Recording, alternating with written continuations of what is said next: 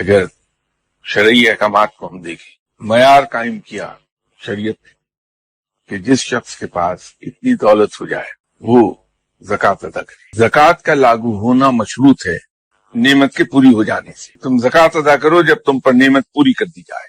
وہ جو ایک حد رکھی ہے وہ حد ہے کہ تم پر نعمت پوری کر دی گئی، اس کے بعد جو نعمتوں کی بارش ہوتی ہے انسان پر تو اس میں وہ زکوٰۃ ادا کرتا ہے۔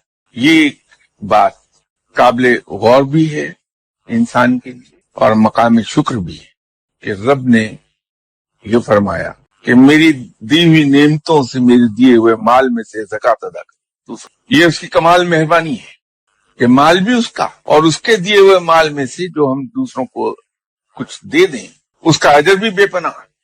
اور اگر ہم کسی کو صدقہ و خیرات کی صورت میں دیں اللہ کے نام پر تو اللہ کے ذمہ قرض ہو گیا۔ ہمیں عطا کیا، رب نے عطا کیا، جو کچھ ہمارے پاس موجود ہے وہ رب کا عطا کردہ ہے، رب کی ملکیت ہے۔ اور اس نے خود بھی کہا کہ میرے دیے ہوئے مال اور میری دی ہوئی نعمتوں میں سے تو اس کا اپنا مال جس کو ہم بھی استعمال کر رہے ہیں ہمارے تصرف میں ہے، جب اسی مال میں سے ہم خود رب کے نام پر کسی کو کوئی چیز دے دیں تو رب کے ذمہ قرض ہو گیا۔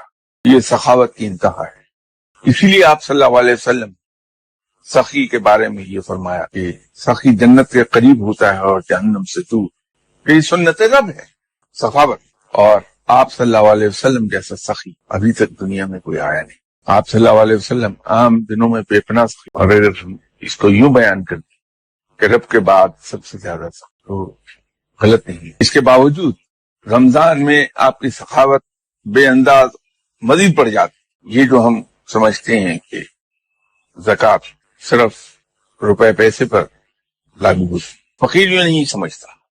اس لیے فقیر کو جو کچھ عطا فرمایا رب نے وہ ان تمام چیزوں کو رب کی نعمتیں جانتا ہے۔ تو اس کے پاس جو جو چیز ہے وہ اس کی زکوٰۃ ادا کرتا ہے۔ وہ مال کی زکوٰۃ ادا کرتا ہے کہ مال اللہ کی عطا کردہ نعمت ہے۔ نعمتوں کا شکر انسان کو رب کے بہت قریب لے جاتا ہے۔